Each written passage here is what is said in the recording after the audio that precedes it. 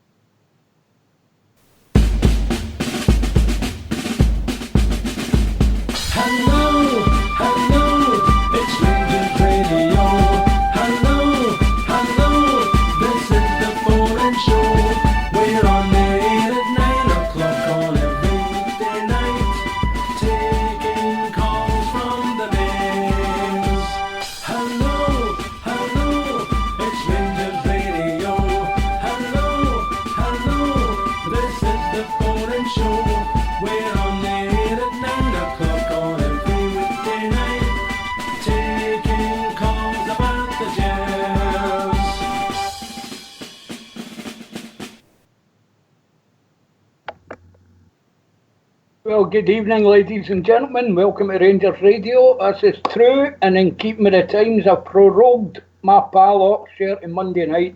But anyway, last night, Rangers won Leggy a Warsaw 0. A Rangers flag of victory was run right up the poles last night. Poor Alfredo done it again. Brilliant.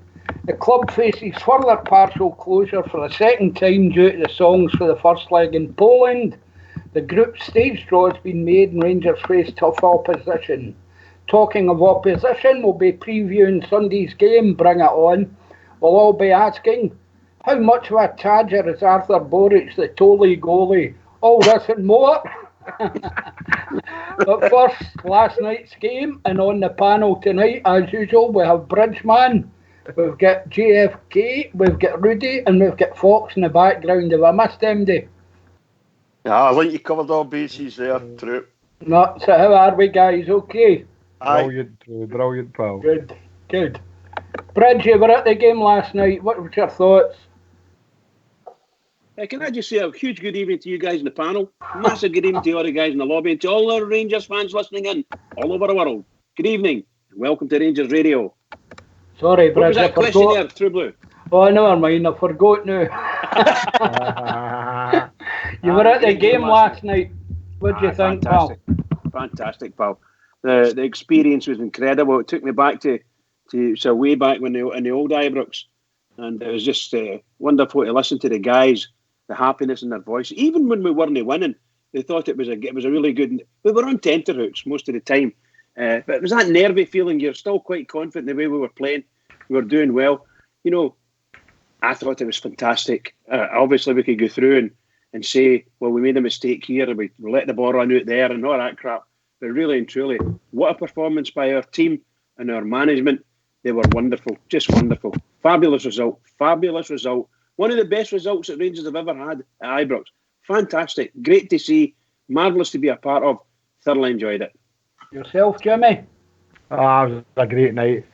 Bit tentative, as the Bridgeman said there. We looked a wee bit nervy at times, but we got to the line and to score in the manner that we did. I think we were all thinking it was going to be a late night through.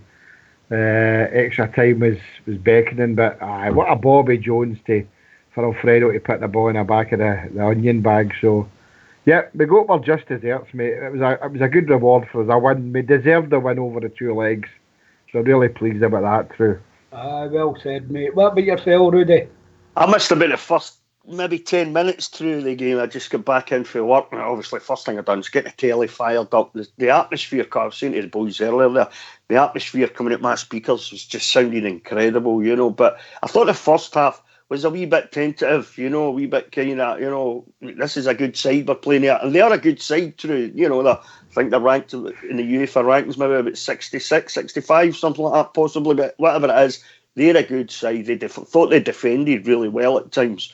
They had a good shape about them, well organised side, and some really, really good players as well. But yeah, I think Steve Gerrard gave them a wee bit of a rocket at half time, didn't he? Said to them, get out there, get them fired up, get back out there. I thought second half, I just thought we played really well in that second half. I thought, but as it gets closer to the end of the game, you're thinking extra time, and I'm thinking surely we'll take them an extra time if it gets there. Then that beautiful cross-in for Jordan Jones. Alfie gets the head on it.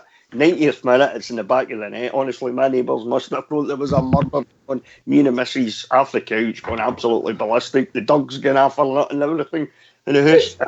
And the scenes at the end, through, were just fantastic to see, weren't they? The staff pitch congratulating the players, the fans going mental, was brilliant, absolutely brilliant too. You on the couch with your missus? Aye, well, we're only watching Billy for a change through, you know what I mean? I used to do that myself, mate, but she's too big now. It's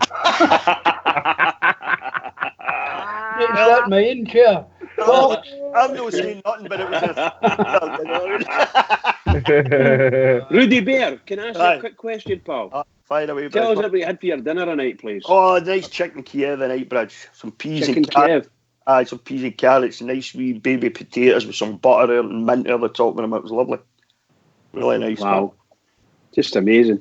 Still looks after me, Bridge, Oh, obviously, you're spoiled rotten, by the way. You're spoiled rotten. That's been said, and I think I'd probably have to agree, Bridge, man. But then again, she knows where her bread's buttered, Bridge, man, you know what I'm saying? Oh, listen to that.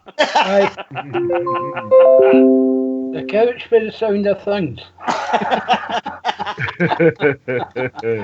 Fox, what was your thoughts last night? Then we'll go to the caller.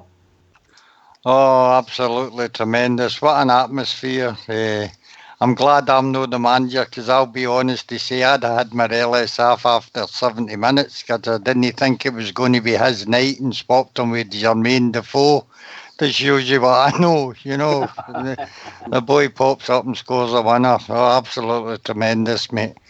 I don't think I've seen a management team that's enjoyed the result so much either. All the backroom staff, all out there, all the part, the subs were up. What a team we're building here. And I mean a team as in team-wise mentality, mate. They all play for each other, all try their hardest and don't know when to give up. Brilliant night, absolutely brilliant. Real togetherness, Fox, isn't there? See, when Alfie scored that goal, the whole subs bench was up the sideline running towards him. It was brilliant to see. Total togetherness, brilliant. Well, been joined by a caller, evening caller. It's Pool. Is it Pool? How you doing, Pool? boys? All right? Aye, all right, mate. How you doing? What's in your head tonight? Oh, just brilliant last night, wasn't it? Absolutely brilliant. Just got to echo what the boys were saying at togetherness, and everybody's sticking by you. I think Arfield ran half a length for the park to celebrate the goal. It's brilliant seeing that. We've not had that for years. Aye. Yep. Definitely. Do you think Arfield maybe needs a rest? I'm getting that impression. The boy's not really had a break. He was away with Canada there during the early start of the season. He looks knackered to me at times. I think he'll get his break after Sunday. I think we spoke about you can all, Jimmy, didn't we? He's going to be playing when he goes away. Aye. Well, he's not been picked for Canada for the next two games, so I would say play him. That'll give him a couple of weeks rest. Then one more big last game on Sunday for him, and then that'll give him a couple of weeks rest. That's what I'm thinking, Pool. Aye. I agree with the true man saying there, True Blue. No, he does look a bit leggy at times, True. And we're all in agreement there that maybe he should have been rested. But Fox had said himself, look, he wants to play in every game, and if he's telling the gaffer he's fit, the gaffer knows he's fit. He sees him in training, and he knows what he can do. So, as Pool said there, he's the same as me. I think one last game before the break. He's got a 2-week break with the international. The Canadian manager's not picked any European players for his pool, so that tells us there that it gives him a good chance to get a couple of weeks rest. Knowing that Scotty Arfield hasn't had much of a rest after playing in the Gold Cup thing, so I think he'll play him on Sunday. But we'll talk about the team obviously later on, True. But I think, like yourself, mate, he looks a bit leggy at times. I thought, some of the boys that were on last night, Ojo was getting a bit of criticism as well, but Stevie Gerrard's revealed he hadn't trained all week, the boy, and he's still quite new at the club and he's settling in. I would give him time. I think he'll be a rare player. We've spoke about everybody else's reaction here. Fox can line up Stevie G's reaction. We can play that in a minute. It's always interesting to get the manager's take on things. I thought last night, I've never seen him celebrating so exuberantly and on my puff. Absolutely fantastic. But if Fox has got that lined up and we go on mute, lads, I'm sure he'll fire it up for us.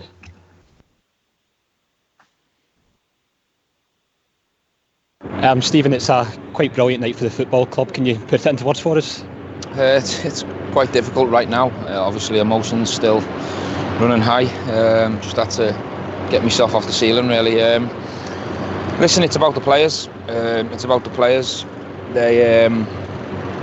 They've knocked a good team out, because I think I have to pay my respects to Legia over both games. They were a tough nut to crack. Really, really well organised. Good players throughout. Outstanding support. The players deserve all the plaudits and all the credit, and that's where I want all the praise to go, because to a man again, right across the pitch. I thought in the first half we never really went into top gear. I thought we still had the handbrake on, we still had our seatbelts on, and I had to go for them a bit at half time. I thought they needed to be provoked, and I did, or we did as a staff, and I got the reaction I wanted, because second half we took the shackles off and we really went for Legia, and we ground them down. We were fitter, and it was just about people stepping up for them moments of quality, and Jordan Jones provided it with an exquisite cross, and Alfredo does what he does and score big goals. And yet again, as this team does so often, they just keep going. Yeah, they keep going, and they're not scared of a challenge, and we're going to be facing many more challenges as a group together, and no one wants it more for them than me and these supporters as well. So we'll keep working as hard as we can to keep improving and keep trying to get over the challenges that we face. But today was a huge obstacle, a huge hurdle for many reasons, financially obviously, and it's been tough putting this squad together. It's been tough. The recruitments deserve a mention, because we've built this squad the best we can, without spending big money. So the recruitment deserve credit, and I'd just like to finish on the fans. 3,000 were missing today. I'd like to pay my respects to them, because I don't think they all deserve to miss the game today. And the 47,000 that were in here today made the place absolutely rock at the end. And I was the proudest man in the house. Thoughts on that, man, Bridge? Oh, what a manager, eh? Lovely speaker, and he's basically said what we're probably all thinking. But wonderful, great ending to a great night. Oh, just marvellous. I mean, I think a lot of folk were just exhausted, because the tension was incredible, and we did it. And everybody played their part. Some, as you said a wee bit earlier, there were some guys maybe not quite up to the mark, because a wee bit swirly wind and the rain and so on and so forth that came on. So some folk were getting a hit with it. There was a couple of boys managed to go straight through. They're like thoroughbred racehorses, but fabulous. Oh, just fabulous, seriously. The manager speaks everything that the fans feel. That's the truth. That's what he's saying. That's what we feel. Aye, well said. Poole, your thoughts on that, mate? The guy's absolutely class, isn't he? And you know what? We all know he's Liverpool through and through, but I tell you something, he absolutely loves our club, doesn't he? He loves our club. He loves the supporters. He's definitely got the bug. All right, he'll always be Liverpool through and through, but I tell you something, this last 18 months, he's now got the Glasgow Rangers bug. He absolutely adores our club. Aye. Rudy?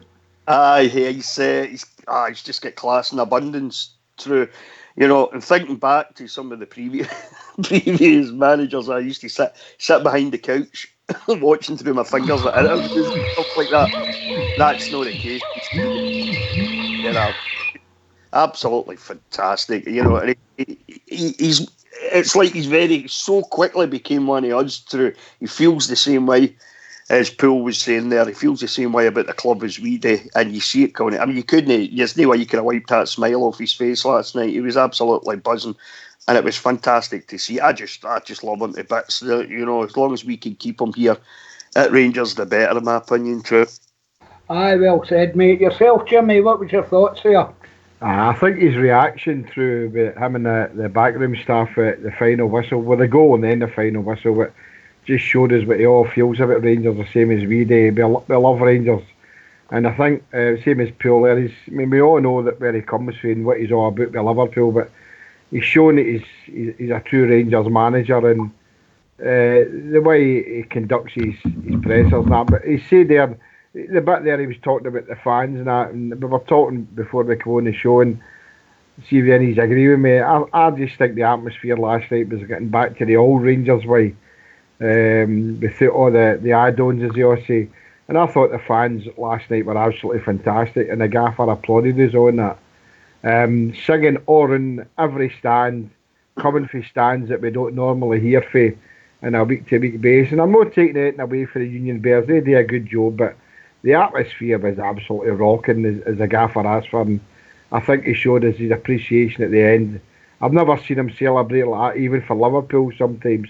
Absolutely wonderful through. The thing where I noticed... Do you know what I like, Jimmy? Sorry, boys, are cutting in there. See when he said he seen us for outside before he came in, and he seen the fans were hurting, the club was hurting, yeah, and he wanted to come in and help us. He wanted to come and do something, and he's done it, and it means so much to him. Of course I think it's absolutely brilliant. Yeah.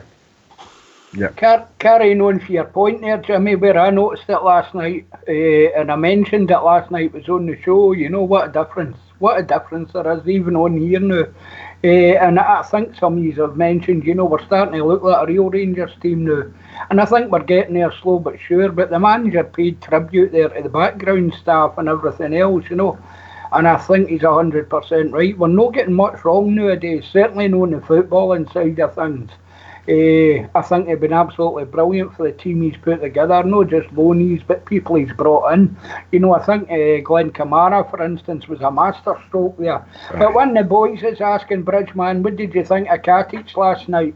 Well, I think thoroughly deserved man of the match. What the words I used talking to the guys around about me, when you saw him doing it maybe 3 or 4 times, he went in and won the ball so sweetly, and I really thought, he's so accomplished, just so accomplished. It might be, you know, one of these things that he's so high and his own confidence is really up, and everything just, you know, when you're like that, things happen for you, and they were happening for him last night. I don't think he won every single ball, but my God almighty, he wasn't far off every single ball. What a performance. And may I say, although I thought he was the man of the match, I don't think Brian Jack was too far behind him. And then we Stephen Davis just after that. What a performance for they guys. That's not taking anything away from anyone else, seriously. But those 3 impressed me so much, particularly Katic. And I'm not taking anything away from Goldson as well, because a couple of times Katic moved over and sort of pulled him out of the hole a wee bit. Well, that's to be expected, because sometimes Tavernier was caught up Park again last night, and they're very quick, very, very quick team. And Goldson done his best. I thought he had quite a good game. No, nothing about anyone. Katic, fabulous, brilliant. Do you know what's good, boys? We've got nearly a team of captains. See when you look at that team, you've got McGregor could be captain, Tavernier could be captain, Katic, Goldson, Arfield, Davis, Ryan Jack. We've got a proper team of leaders, men on the park. It's what you need for a winning team, though, Poole, isn't it? A team full of brilliant. Team full of leaders on the park. Of winners. And I've got to agree with Bridgeman. Katic, I just thought he was absolutely brilliant last night. You know, but closely followed by Stephen Davis and Ryan Jack. I thought they were immense in that second half. Absolutely brilliant. The way Jack went about his business, breaking up the play, moving the ball quickly forward when he got the opportunity. I thought Jack and Stephen Davis in the midfield were absolutely superb. And they'll be playing on Sunday without a shadow of a doubt. But Katic, for me, his confidence is just sky high at the moment, and he's got to be if not the first name in the team sheet, he's got to be one of the first name in the team sheet come match day, in my opinion. I just think in the last few games, I think he's been excellent. But one fully deserved man of the match. See when you look at the spine, of our team, Alan McGregor, best goalkeeper in Scotland. Katic, best defender in Scotland. Ryan Jack, best midfielder in Scotland. Alfredo Morelos, best striker in Scotland. You can't go far wrong with that, can you? No. That's a good point there. Jimmy, your thoughts on Katic last night, and then we'll get Fox's opinion. Immense. That's just one word through. Immense. I thought it was. Yep. It's an absolutely fantastic game again last night, you know. And I know some of the play phase was a bit tentative, but the back four kept their shape, and Big Katic was a standout all night. So really pleased for him. I think we're going to start seeing the Katic we all thought it could be, and they will be. So I'm pleased about that too. Fantastic game, mate. Here's hoping, mate. Fox. Just before I go into Katic, can I say a wee word on us qualifying for the group stages, mate, with the manager? Go ahead, pal. And the backroom staff. Look, this started way back in January. Last season we went into the Europa League and people accused us of having a lucky draw, and we somehow managed to get there. Now, we never won any major trophies after that. So we started to rebuild in the January. We got Stephen Davis on a permanent contract, brought in Glenn Kamara, signed up the deal for Jordan Jones and Hasty, I think, early on. Done the same in the summer. And that is why we got to the group stages. The planning that went into that was absolutely superb. And that's how I say it's a big hats off to the manager. I think that was his number one goal for this year. I'm only talking about up to Christmas, was to get into Europe because the finances mean so much to the club. And obviously he's hit that target. I think he'll relax a bit more and go on to do better things. As for Katic, absolutely superb. That young boy has taken on board every bit of advice he's been given at the club, and he's grew from a kind of shaky centre-half into a solid centre-half. Absolutely tremendous the way he's moved on. Yeah. I think you're bang on. Boys, every single qualifier we've played, we've not been behind. Can I just say, can I follow on to what Foxy was saying there? Can I just say that our back four that played last night, I don't think there's a better back four, certainly not in Scotland. And I mean that sincerely. I thought they were immense. Given some of the situations that we found ourselves in last night, I thought they came through everything that was fired at them, and they did well. They carried us through it. Fabulous. Just fabulous. Thank you. Phil, were you going to come in there? Am I right in thinking every qualifier that Gerard's been managers, whereas the Europa Group Stage, we've not been behind once, have we? 16 qualifiers, and we haven't been behind in any of those 16 qualifiers between last year and this season. Amazing. What a record. Unbelievable, isn't it? Unbelievable. Yeah. What a record. We've been joined by another caller. Evening, caller.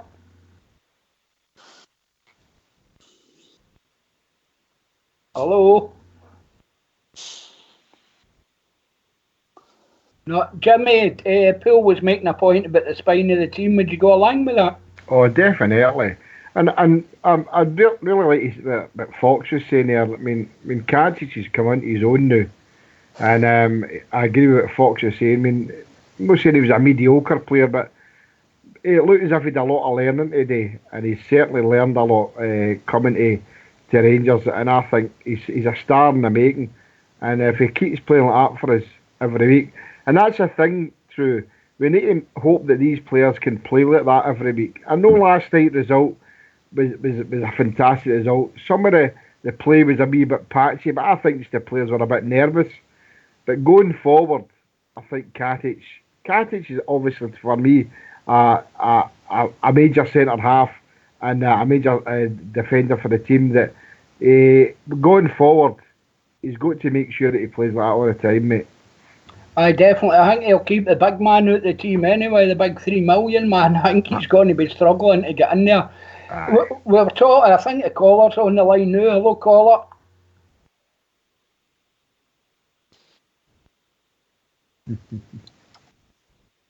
Evening, caller. Yep. No. He's struggling. Well, last night Ronnie had called in. We made an interesting point. You know, Katic is getting all the plaudits here, but I think one of the guys in the Rangers team, solid as a rock, is Big Goldson.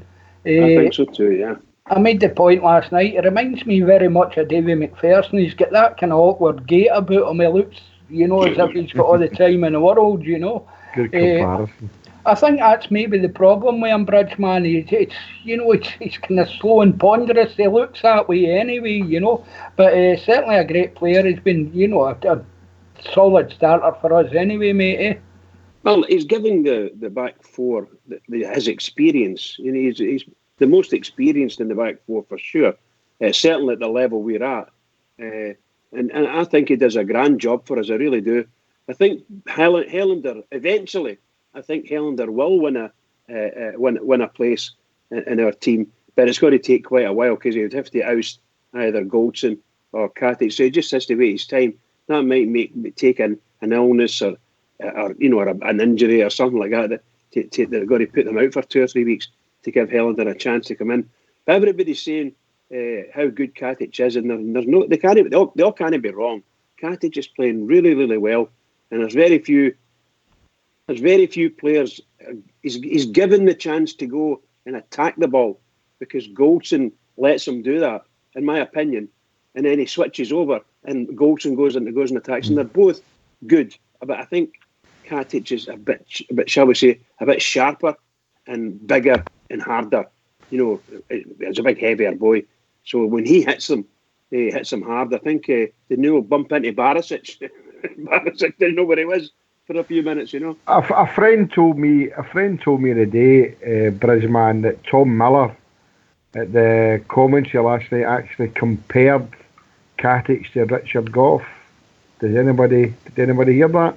I heard that. Aye, that's true, mate. Is that in the way he plays, or is it? Richard Goff was class. He's had a lot of discussions with Richard Goff. We're in it. It's coming from then. If he can attain anything like what Richard Goff was like when he was a young man at the same age, my God. Yeah, I was told that today. It compared him to Richard Goff. His tenacity and his bravery to go for the ball and that. So they say that Tom Miller had no said he was the same type of player. I'll try to compare him with Richard Goff like for like now, but he was saying that Richard Goff, I've seen a bit of Richard Goff in him. So did you hear that true? Aye, apparently Big Goff, I watch all these daft interviews on YouTube and that, and you know, Big Goff apparently he's taken him under his wing a bit and advised him, you know, as we're calling you, it's his first time in Skype apparently, so we'll need to be patient with him. Try to get him on, I'm trying to know, mate. Right, okay. Rudy? Aye. Goldson. Aye, I just think the two of them are quality centre backs right now. I think the two of them are playing really well, you know, haven't lost many goals at all, you know, so far this season. And if you think back last season to the start of the qualifiers, they were a huge part, Goldson and Katic, of that last season. And then Katic, I don't know whether he'd lost his confidence, but he fell out of the favour for a while. I think Worrell. The fact that we had Worrell up on loan for Nottingham Forest, I think that was a big part of it, you know, as well. I know Jimmy's opinion on Worrell. I was a wee bit like that myself last season with Worrell. I think Katic and Goldson together at the moment. I don't see how you can split the two up, you know. And whenever I've seen the boy Edmondson, I've been impressed with him too, though. True, that's the thing, you know. The big boy Helander, he's going to struggle to split them up. I mean, he will get his games, but for me, you know, huge games like last night, you know, another huge game on Sunday. We could get into the international break, top of the league, and qualify for the group section of the Europa League. You know, for the first sort of wee part of the season, that would be absolutely superb if that was the case. And I don't see how you can split Goldson or Katic up. Oh, it's going to be difficult. You're right, Rudy. It's going to be difficult. And as I said earlier, in my opinion, it may be when we go into the, shall we say, the international break, when we come back for that, you might find that we're playing teams of a lesser quality. Let's put it that way. You might find that Helander and Edmondson maybe takes it the strain there and allows the other two to sort of rest up a wee bit, because they're going to be key as we run into the European stuff. It's going to be key. We're going to need all the players that we've got in our pool. We're going to need them. There's just too many games coming up, you know. Yeah, you're right. Helander, I thought he was Swedish. Anyway, welcome to the show, Old Bear. How you doing? I'm not bad, Joe Blue. How are you doing? Aye, I'm good, pal. What's in your mind tonight, mate? I was just listening to the conversation about the two centre halves, and I can't argue with that. Jimmy's got it right. Big Cattage, immense. The boy needs all the credit he gets. You get all the credit, because he's turning into a fantastic centre half. He really is. Big goals, and I like big goals, but he can be a big soapy-headed trumpet at times. He really can. If he could just knock that out of his game, I would put him in the same category as Cattage. But to my mind, he's not there yet. And he's a good centre half. I like him. Don't get me wrong. I like Edmondson, as Rudy said. I do like Redmondson, and the boy Helander. I don't know yet. He's yet to prove something to me. I'm not saying he's a bad centre half. I'm not saying he's a good centre half. I don't know. We've not seen enough to get up there, have we? Nah, not really, mate. So I went safe last night, lads. That's what I phoned in for. I went and in disguise last night. I wasn't taking any chances with that UEFA or that fair mob. I went dressed as a priest last night. So and my mate went as a nun. I told him to go as a tiller of a hun, but he needs to get batteries for that here now, so he turned up as a nun. No, that I heard you get engaged. Aye, so I thoroughly enjoyed that last night. That was fantastic. Winning football, I just lap that up with a big spoon, man. That's smashing. I don't care how good or bad they played. It's winning football all day long to me, guys. Just all day long. I think for me as well as guys, I'm listening to watched it myself, and we're all saying, it was so we were all worried and all that. Alan McGregor hardly had a save to make last night, chaps. They were a bit powder puff up front, I thought. They had a couple of chances, but powder puff finishes, know what I mean? I'm saying, nothing to fear here. I mean, a daft goal or deflected or something like that, that was merely a concern to me, or a silly mistake or something. That was a concern, but hey, that's any game. That's not just that game. It was the magnitude of the game, I suppose. But I thought they handled us comfortably, defensively and in the midfield for most of the game. But I didn't think they were a big threat. I really didn't. I thought our goalkeeper had maybe 3 really good saves and a couple of normal saves, I would say. I thought he had 3 really good saves from where I was anyway. The second half, it was, he didn't have the shall we say, the greatest danger on him, because I think the last 25 minutes of the game we were pounding him. So I think that got to take a hat off to him. His age, tremendous. But probably the best deal that our manager's done is to get Alan McGregor back in the Rangers. Fantastic. I think the thing for me as well as Bridgeman, he's always quick to mention his backroom staff. And I think, there is bigger team spirit there in the backroom staff as in the boys on the pitch. Yeah, Blue, can I just say true? I feel our manager and his whole management team, they're here for a purpose. They're here to do what they can for us, but B, they're here to build themselves as well, because they're, shall we say, quite young and not the greatest experienced people, and they're all working off each other, feeding off each other, and building this what looks like a really good squad of players and inside a really good club. And I think that's what they're doing, and that will go a long, long way on their CVs to be part of Rangers being rebuilt into a really good European unit. It'd be fantastic. It'd be great to see, and I hope the manager makes everything he gets out of it. I hope he makes it. I really do. I think you're right, mate. Phil, I think the manager is there. I think, let's be honest, he's serving his time till he gets the job he really wants, Hungry manager and working hard. See after seeing him last night celebrating, by the way, I can't wait to see him lift that trophy for 55 after seeing him last night. This boy is going to absolutely love it. Him and Gary McAllister last night, well, out of this world. Can you imagine what we're going to be like when we were 55? Oh, aye, Jimmy, hungry manager.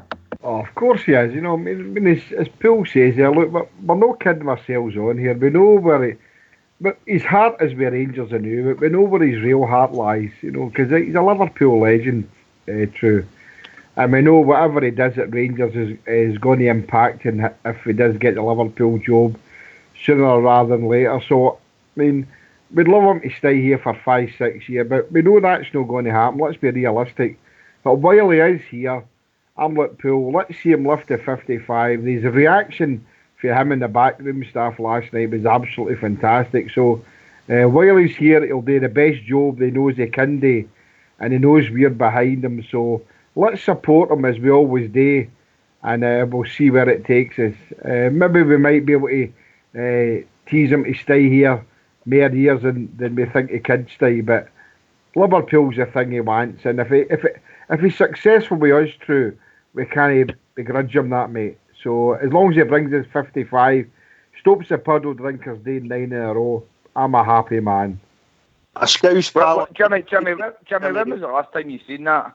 The manager, the assistant manager, the coaching staff on the park, the fans, or the...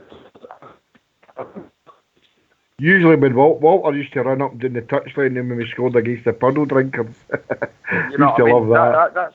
That's what we're going back to, and this is how far we've come, and this is what Gerrard and his team are building, and you know what, give the guys due. He doesn't take everything the credit himself. He always talks about the players. He talks about the fans. He talks about his backroom staff. He talks about Mark Allen. He talks about we're just one big family now. We're all together now. Everything's together. Last season was a learning curve for him and us.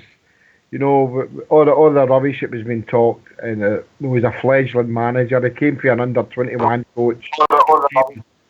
And he took us to the youth.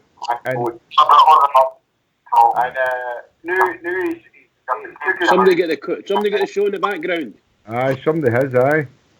I think it's you trying to get in. Hugh, if you turn off the show, you'll be able to speak probably, mate. Are you in here? No, he's not in yet. Just carry on, mate. The backroom staff and the gaffer are you can see the hunger that they've got and the delight last night. It was absolutely fantastic. But I've not seen that since the Walter Smith days when we were beating the puddle drinkers and the gaffer running up and down the touchline. So I wouldn't have any qualms about after we'd won 55 if Liverpool came calling. It would hurt me the same as everybody else, but we know where his heart is. But while he's here, as I said, it would hurt me the same as still doing it again. I can hear myself talking there. But I'm happy for him to carry on doing what he's doing now. A Scouse pal says to me the day, Jimmy, this afternoon, he says, enjoy him. You've got him for 3 years, and then he's coming back home. That's what he said to me, you know. And I totally get that, Jimmy. You know, we know where his heart lies, don't we? Klopp's already, sorry to interrupt you, Rudy. Klopp's already says 2022 is when he sees that he can go to pastures new after Liverpool. He's made that. That's not a secret. He said that. So you're right. 3 years time. Your Scouse pal saying that, he's spot on. 2022. If the our gaffer does what we want him to do, then we can't begrudge him going to the team that he really loves. Although he obviously loves the Jers while he's here. So I don't have any problem with that, mate, whatsoever. No, that's all. I said to my mate the day when he said that to me, well, let's hope it's the most successful 3 years that he could have, you know what I mean? 3 great years at Rangers, and then we could wish him all the best, Jimmy, as he heads back down south again, you know what I mean? Definitely, mate, definitely. Rudy, you should have said to him, 12 million for Kent. It's going to cost you a lot more to get Gerrard. No, there you are. That's the thing I think it should be doing. Our board, they should be treating that like that as some sort of challenge. You know, somewhere along the line, put a wee price on them, you know, and get it round all the clubs. If there's somebody going to come in, we expect Oh, that's a good idea. Absolutely. Let's win I mean, 55. the Gerrard and the backroom staff, their stock is risen to a good level now, because that's a record they set last night. I mean, and they don't get any praise for it. I mean, they're the first British first team in Europe today to qualify twice out of the group stages. No other team's done that. Four I mean, they have a record. Yep. Year 8 qualifiers all in, and the first team to qualify for the first round through the fourth to get into the groups 2 years in a row. First team. I mean, that in That's itself, that achievement itself, whacks their stock prices right up. You know what I mean? You're sitting going, that's a decent achievement, by the way, because it's not bloody easy. I think I have to say, Albert, and everybody, truth be told, he's not going to get that recognition up here in the press and the television and radio. These stories would have to get sort of put down to one of the big papers down in England. I'm not talking about the Sun, I'm talking about a paper that doesn't have any link ending up here, and certainly not the BBC. So maybe a local. But it doesn't matter, Bridge, up here. Talk Sport. It doesn't matter. I'm saying it. The rest of Europe's paying attention. Don't worry about up here. We're a backwaters. We don't count up here. We're nonsense. All I'm meaning But is, the rest of Europe, the rest of Britain and the rest of Europe's paying attention. Can I just say to you, last night on the news, and I'm talking about Sky News and everything, all they said was the result. They never said it. They're getting the reports from the BBC/STV and any other place. They're not getting the reports from people on the game, because there's nobody at the game.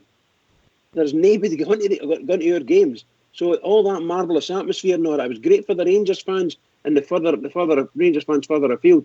But our manager deserves that to be going through somewhere down in England, and Gary Lineker phoning him up and saying, "How you doing?" or something like that. That's all I'm worried about. I don't want that. The Gestapo's at the game. The Gestapo's at all our games now. Do you know what I would say? That's true. You know what I'd say as far as that's concerned, Bridgeman? See, down south, football people will be taking notice of what's happening with Steven Gerrard up here. You don't have to worry about that. Football people know their stuff. They'll be looking at this young manager, huge club, first job, and 2 seasons in a row, taking that huge club. Let's face it, that we're down on our knees before he came here. And yes, indeed. Into the Europa League group sections. That'll be noticed down South Bridge without a shadow of a doubt. Football people. He might not get the credit, you're right, he'll not get the credit up here, but as Albert was saying, it's a backwater up here. An absolute like that down south. He'll be getting huge credit for what he's done down there. I don't know how many of you guys, I'm on it every day. I read the Liverpool Echo every day. It's my other team is Liverpool, and they've got a lot of good things to say about him. Not just because it's a Liverpool Echo, but a lot of us think there'll probably be only 3 teams he will ever manage in his lifetime, and that'll be Rangers, Liverpool, and England. And that's kudos for him. He's a fantastic manager. He's proved now he's not a fledgling manager. So I'm not Albert. I don't really care what they think about him up here, because if you look outside Hadrian's Wall, he's well thought of, and that's what matters. To your detriment, it might be, obviously we'll lose him long term, but we can't, as I say earlier on, we can't begrudge him that. Him and the backroom staff are doing a fantastic job, and we can't argue with what he thinks long term. So long may it continue. 55 is alive, guys. We all know that. Well said, Jimmy. Can I just say, I think our caller has eventually joined us. Evening, caller. Hello, guys. How you doing? Is that you? Yeah, it's you. That's your first time, Hugh? Yeah, first time caller. Welcome to the show, mate. What's in your mind? No problem. Just like to say, I've been listening to the show for over 2 years, and it's absolutely fantastic. Good stuff. I tune in every night. Just like to say hi to Paul Bear. I'm Hugh for Plymouth True Blues. I came through to see are we doing it in the Dormouth Rangers. How you club. doing, buddy? How you doing, buddy? All right? How's things? Aye, no bad, pal. Cheers for that lift that night. That's brilliant. I didn't bother. Anytime. What did you think of last night, Hugh? Fantastic. We dug deep and we got there in the end. absolutely brilliant. So that's what he needed. Didn't he want it to go to extra time? No chance. Couldn't have dealt with that before Sunday. But Hugh's Bridgeman here. Yeah. Is your name Hugh Munn? Are you Hugh Munn? Yeah, Hugh Munn, yeah. Well, that's my alias. I thought that. I thought, I see you in the chat, you know, what do you call it, the WhatsApp thing. So welcome to welcome to Rangers Radio, pal. Welcome. That's good. So long overdue. Are you coming through on Sunday, Hugh, to the club, or are you staying down in Plymouth for a game or what? No, I'm going to the game actually. I'm going up to the game. Oh, you going up for a game? Good man. Make your way to the bistro. Make your way to the bistro, Hugh. Mm-hmm. Yeah, I might do that. Meet a couple of faces. I've met some of you guys before when you came down to the Plymouth to lose. That was the bad people you met. That was the bad people. Was that the rough? Anyway, guys, fantastic. moving on. If we can cover last night maybe up around about 10 o'clock and then move on to Sunday. Once again, we've got to close part of the ground. I think that's been well documented on here. It's been well discussed, unless MD's anything to add. Yeah, the seats that are going to be will be the same seats. Well, in all probability, high probability that it'll be the same seats that are sort of left empty. So it worked out not too bad. Let's say that, not too bad. Well, hopefully this is the final time, Bridgeman. Hopefully this is the final time. We move on. We move on as fans. We move on as a club. Can I just say something about that? It's not something I want to dwell on. I know people who are quite unhappy that there's 3,000 seats going to be empty again, like the rest is. But there's people who sit in that section, right?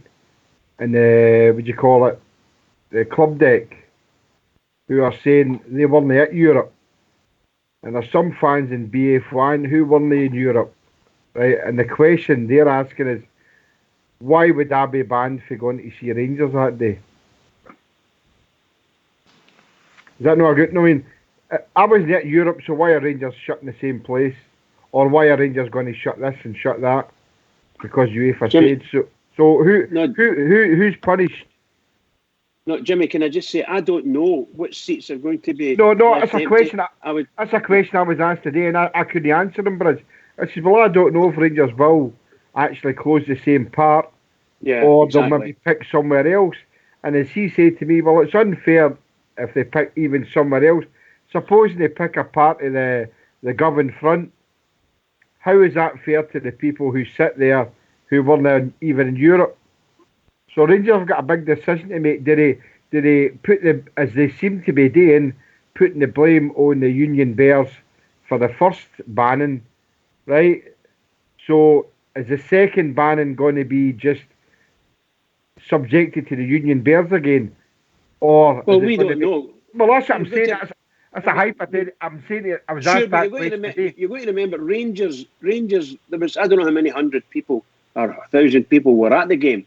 1,700. 1,700. Yeah, but Rangers sold all the tickets to them, right? So the chances are that they might be season ticket holders. So I don't know what Rangers are going to do. All I'm saying is that they may have done some investigation into that, found out who they were, done this and done that. It's all conjecture at the moment. No, but you understand what that's a good point what you said there, Jimmy, though. There's guys in the club deck, though, and they lost ticket, say, last night, and they might lose their ticket the first home game in the group stages. And that's what I'm saying. Been at the game, so they're going to lose their ticket twice, and they've not even been involved in anything, which is unfair. The guy that spoke to me today says, I sit in the club deck, he says, and I'd try and get a ticket for elsewhere, right? And unfortunately didn't get the ticket where he wanted, but he managed to get a ticket. But what he's saying is that the ban for the BF1 and 6 and 7 and the club deck was for the singing, alleged singing at the game, at a home game. But this is new happened at a European game. His argument to me is, I wasn't at the European game. Aye. So why, if Rangers close BF1, 6 and 7 again, right? And it's going to, every game in the group stage is going to be a sellout pool. Why should I be punished when I didn't go to the European game? Well, we don't know, do we, Jimmy?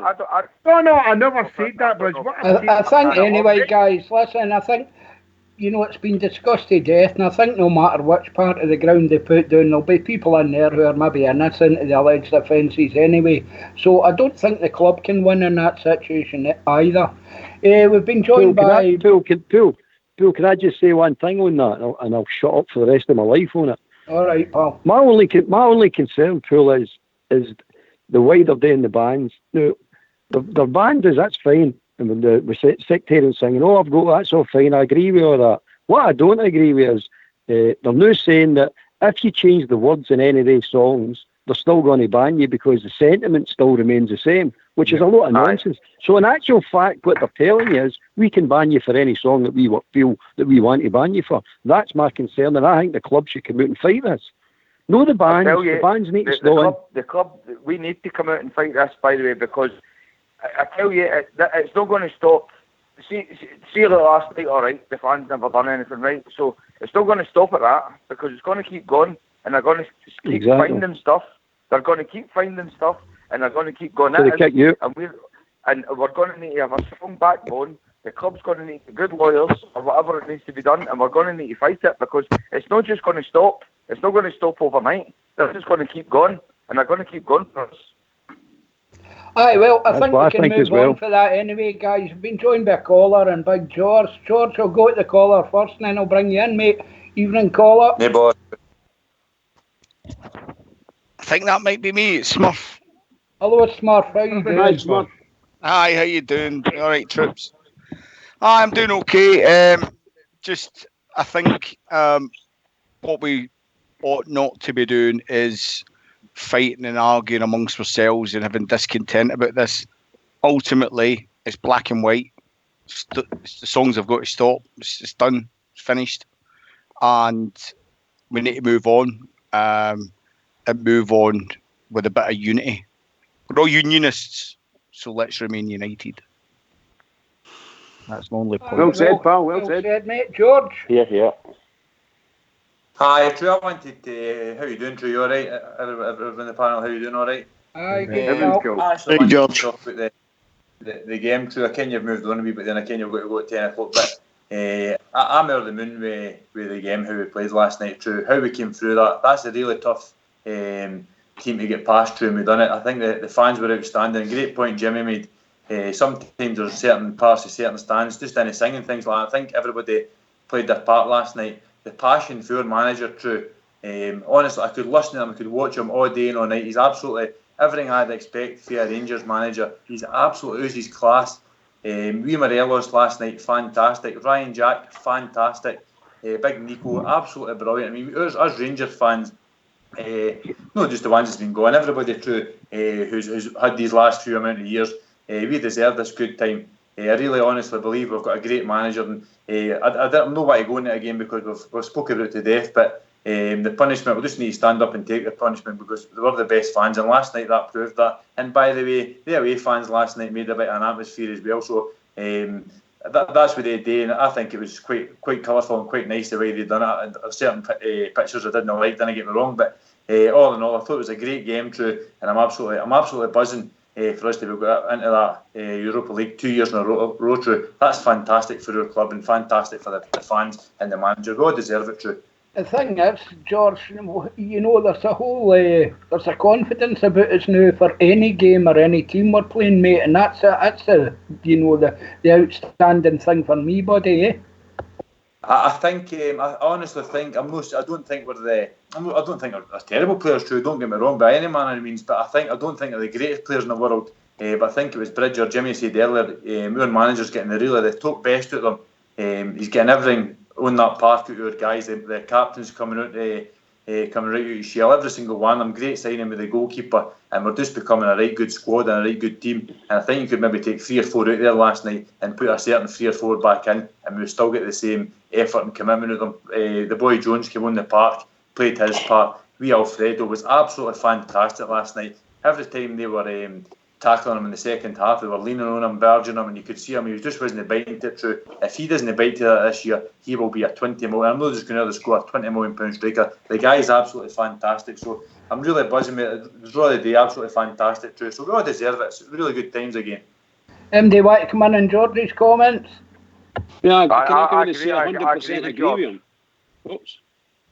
Carry on. Sorry Go ahead. for jumping in. No, I agree with George 100%. We Morelos. You look at the end of the game, or these stupid scuffles over at the corner flag. Morelos just stood the way back. See, this time last year he'd have been right in about it, but he seems to have matured.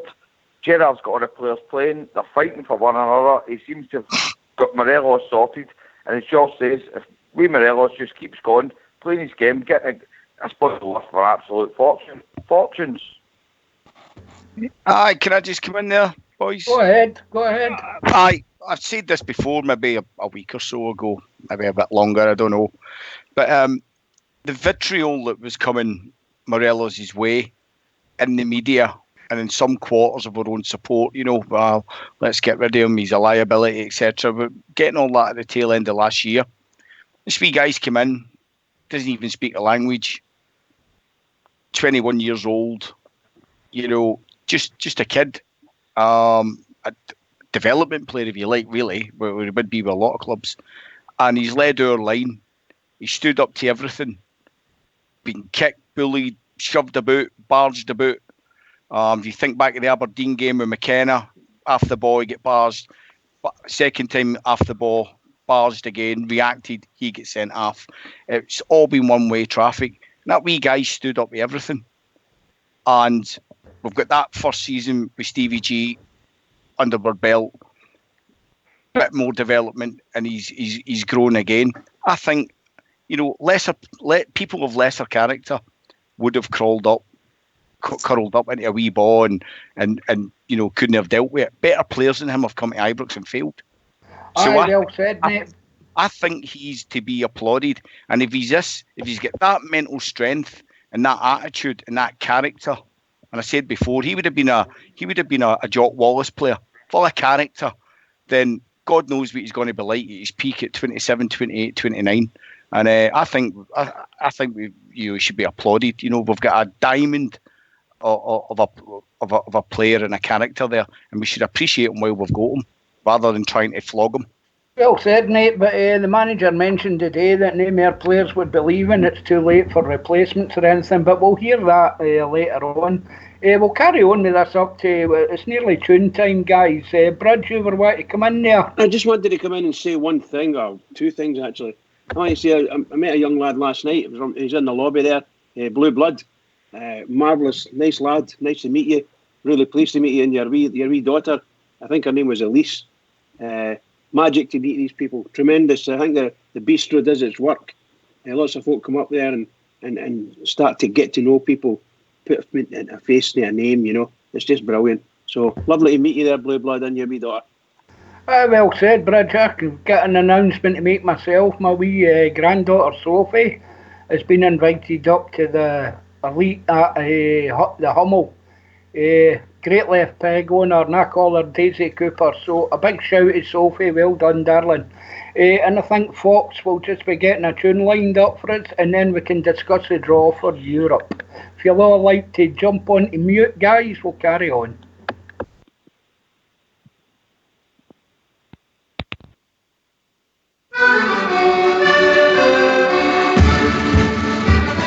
See them march on, marching on through the years of history. Heads held on high, for the jersey they will do or die. Fight for time, play the game with the band of glory.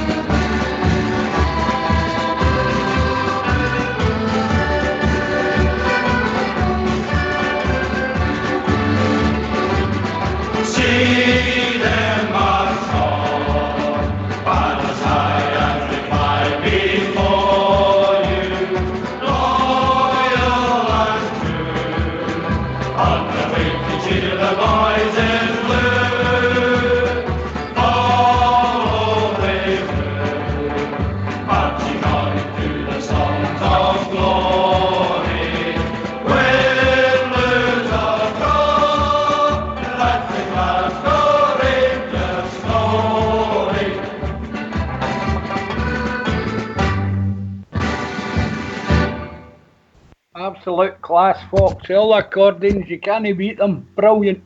Absolutely Thought that would brilliant. suit you. Thought it would suit you, old boy. Brilliant. I love the accordions, Bridgeman. Just love it. It takes me back to the 60s, but there you go. That's another. I'm 92 60s, now. Anyway, guys, the draw, Feyenoord, Young Boys and Porto. Have I got that right? Aye. Yep. Aye. What's your thoughts on it, Jimmy? That's a great draw. I'm pleased we get a chance to play Porto. I think they're a cracking team and they've got a good pedigree. Feyenoord and us, I think, are going to be fighting for the second place. I'm no discounting Young Boys of Bern. They're a decent team, but I'm happy with the draw. Ibrox will be bursting to the rafters as we know through for any game, but against a couple of good teams like Porto and Feyenoord, looking forward to that. So I think it's a good draw for us.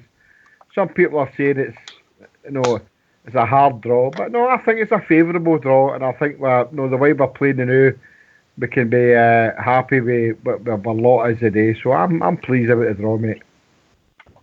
Rudy? Aye, same here, True. I think it's between us and Feyenoord for that spot. I think Porto probably going to end up top of the group. But in saying that, I mean, you look at some of the results. We went away in the first game last season, last year against Villarreal. We lost that early goal. We could have won that game in the end up there in Spain. So I'm of the opinion. When I saw the draw the day through, I thought could have been harder. Pretty happy with that. Some real quality teams in there, but I'm pretty happy with that. Some great European nights back at Ibrox again this season. Something for us to really look forward to, really. And, for what I've seen of this team in the last sort of few games, I'm thinking, I think there's a good chance we'll get out of this group section through. I really do. I'm pretty confident. I don't think they know how to give up. I think last night showed that. And it's kind of like, the group we've got, the group that we're in, I think we're more than capable on the night of taking points off any of the three teams, to be honest, Drew. So I am really happy with it. I think it's could have been much harder. I think you look at some of the teams that was in pot 1 and pot 2 especially, I think it could have been much harder. So I am really pleased. One thing I'm really pleased about is there's no big long journeys away and then having to come back, the early hours of Friday, and then have to get ready for a game in the and stuff. That's a real plus for me this time, True. We don't have any big journeys. But aye, really happy with it, True. Aye, Albert. Was Albert away? George, you still there? Aye, True, aye. I'm delighted with the draw as well, True. I mean, what Rudy was saying there's no big long journeys. You're going to Holland and Switzerland, things like that. So it's no big massive. You're not going to crazy places or anything like that. So it's a hard draw. I mean, if you look at that draw, True, that's a Champions League draw for a few years ago, if you're honest about it. Porto are always there or thereabouts. The last 16 the Champions League. Feyenoord in the years gone by were always there. We were always there. So for me, it's a Champions League draw. It's a glamour draw. It could have been a lot easier, a lot better as well. But don't get me wrong. But I think now we're in the group stage, True. And somebody said to me last night, we're going to be really hard to beat. A couple of boys were saying to me, I wouldn't mind getting Man United because we're going to be really hard to beat. And I think that's the way it's going to be. I think maybe teams are coming up against us, True, and they're not actually knowing what to expect, because we're not knowing what to expect with our own team now as well, True. And there's big Katic coming out in big goals, and boys are playing out their skin for us. So going forward, I think we'll do quite well in the group, if I'm honest, True. It's a really hard group, but I'm looking forward to it.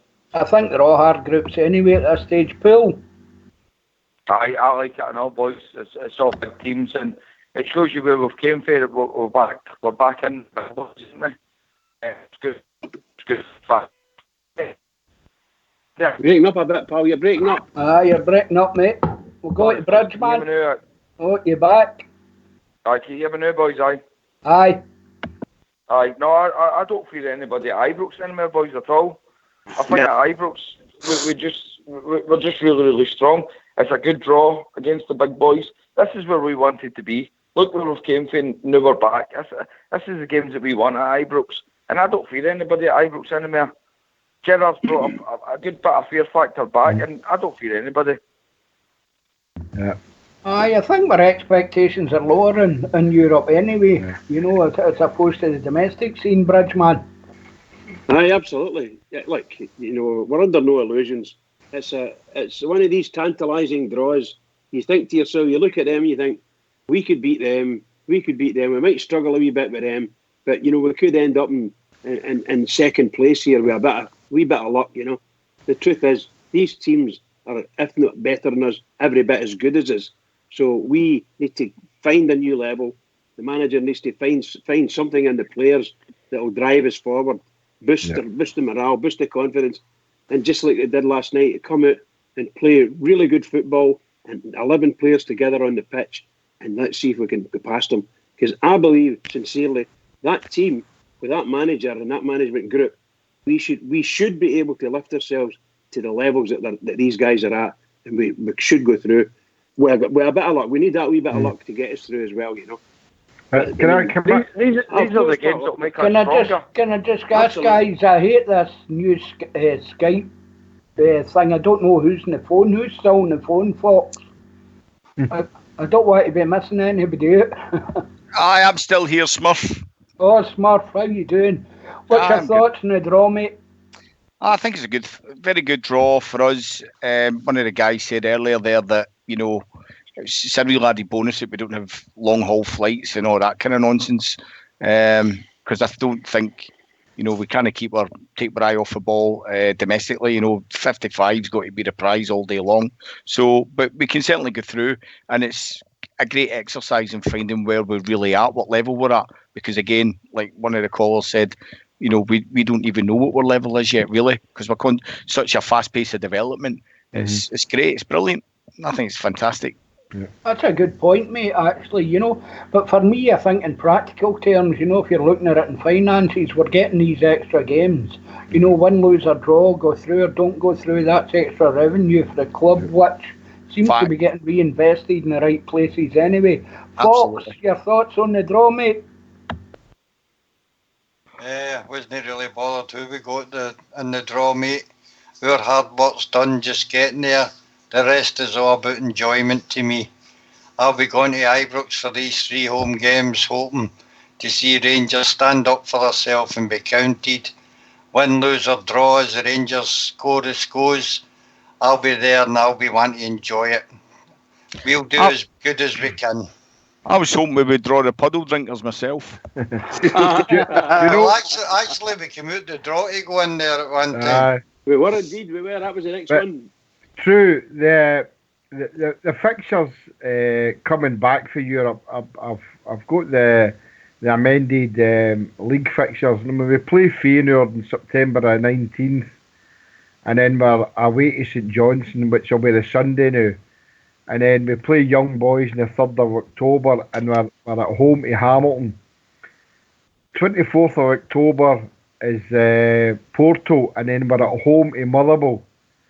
And then November the 7th, the second double header against Porto, we're away to Livy.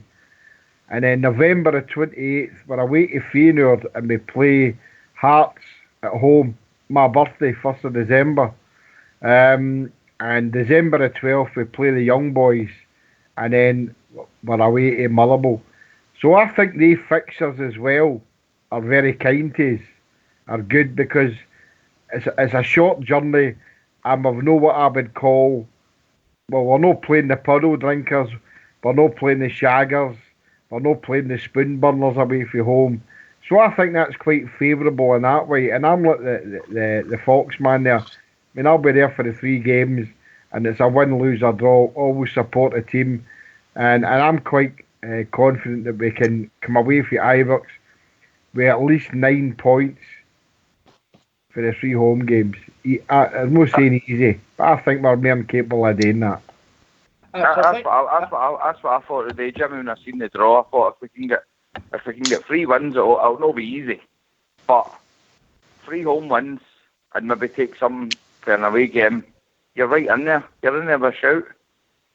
I mean, the prize is 55, but when I looked at it today and I saw the amended fixtures, all our games shifted to the Sundays. We know. Well, the St Johnstone game was a Sunday anyway because it's on the TV. It's away from home. Aye. But I'm thinking after the European results, whatever the journeys, St Johnstone. We're not going to put Audrey or no, it's what I'm saying. Castle or Easter St Road or Johnstone, anything like that. Hamilton, Motherwell, Livingston, Hearts, and Motherwell again. So I'm happy with that. So 55 is the prize that we all want, but I think we're more than capable of doing well at home against Feyenoord and Young Boys. Is a big games for us, and I think Feyenoord and Porto maybe do us a favour. They'll definitely. So it's a happy draw for me. I'm happy with the draw. It's a good draw, and I think we're more than capable of coming out there with 9 points at Ibrox. Easy. Well said, mate, but I think the thing is, we look back at last year and where we slipped up and everything else. We've got to be on the ball this year. We've got to beat the teams we're expected to beat anyway. Yeah. But listen, guys, can we close off the European thing and we can move on to Sunday? Yep. You all happy with that? Yep, go for it. Aye. I'll just close it off with a wee announcement that I know it's only a few games into the new season, but already we've got the candidate for Tadger of the Year on Rangers Radio goes to Arthur Boric. Well done, Arthur. We all loved you last night, mate.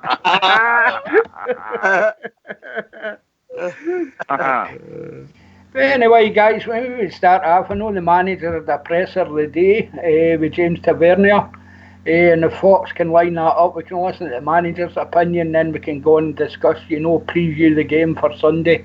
Big game, of course, and as usual, everything at stake. Fox, if you've got that interview, okay, stick it on, mate, and we'll all go on mute. Stephen, can we first get your reaction to the draw? Yeah, I think it's a fantastic draw for us. Some really tasty games in there, some nice countries to go and visit, but again, we're not in that group to make up the numbers. We want to go and give a good account of ourselves. We want to do our fans proud, and we want to try and surprise a few. We know we go in as the underdogs, but we'll go in and give it our best shot, and we'll do everything we can to try and get out of the group. On paper, does it look maybe similar in terms of the group you had last year in terms of difficulty, and you proved that you could perhaps have gone through that group? I think on paper it certainly looks difficult, but football doesn't always go to script, and it doesn't always go to how it looks on paper. Football's there to surprise people and shock people, and that's what we'll try and do. We'll go in prepared for every game, and we'll do everything we can to do our best to get out the group, but for sure, we're not just on a journey to enjoy this. We want to try and do the club proud. How you reflected on the way it all ended last night? It was pretty tense, wasn't it? Yeah, I mean, it's always nice as a manager to see a last minute or an injury time winner go in. Of course it was, but I think it was deserved.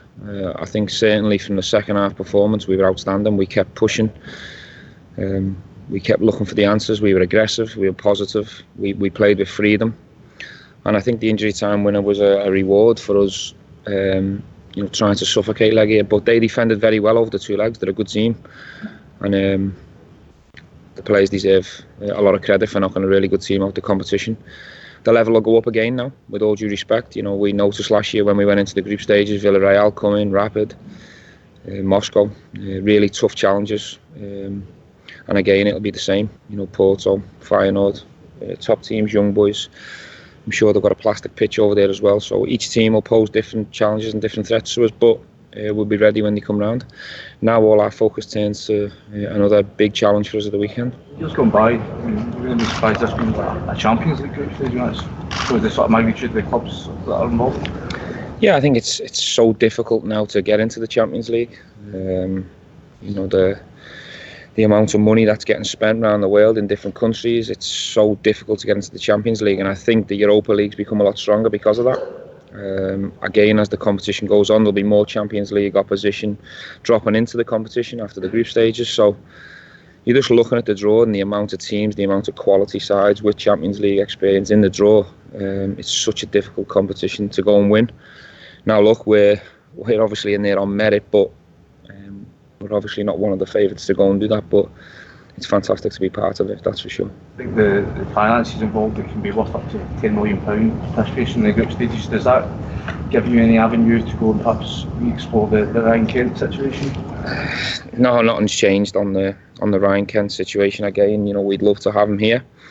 Liverpool's stance hasn't changed on the Ryan Kent situation.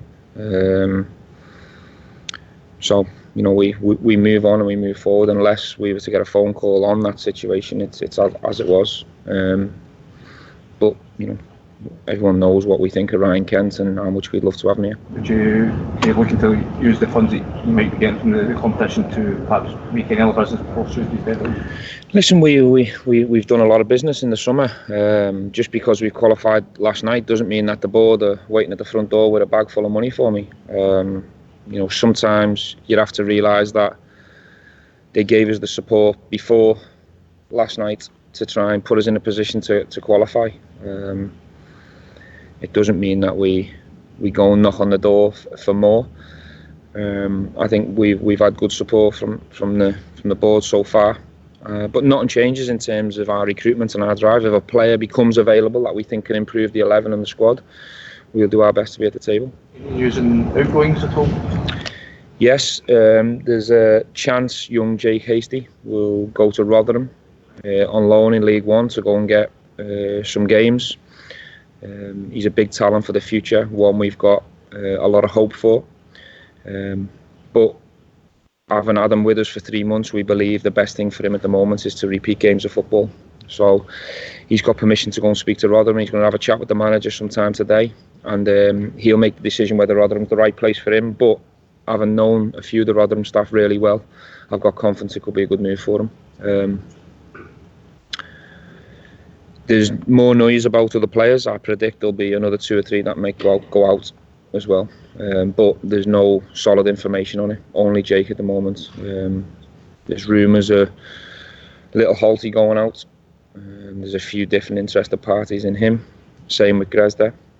There's been a few phone calls over Dodu, but we'll wait to see what happens in the next 48 hours over them 3. Dons and Kamala, did anything? Who? Dons and Kamala, did anything? We haven't had a call. We haven't had one call over Graham Dons. Stephen, when you said there nothing changes in terms of the transfer front, are you in a position now where you can't accept any bids, given it's so close to the window? Or none of my players will be going out the door. It's too late. We gave everyone worldwide enough notice and told them that all our players have a price, but we also made it pretty clear that nothing will be happening in the last week of the window. I think I was clear and fair on that. And the reason being is because our replacements for these players that we work on behind the scenes, just in case, I think it'd be virtually impossible to get them out the door to replace. So we'd leave ourselves in a really vulnerable position if we were to let one of our best players go now. Plus, I'll be really honest and truthful with you, we haven't had a concrete bid, a solid, in black and white on a piece of paper bid for one of our players as of yet. What have you made of this Celtic team? What do I make of the new look Celtic side? Well, I think you can only judge from the beginning of the season up to now, and they're doing very well. They're scoring goals, they're winning football matches. I think they've only had 1 defeat this season. So yeah, I think they're coming into this derby in good form, in a good place, with confidence. They qualified at ease over their 2 legs.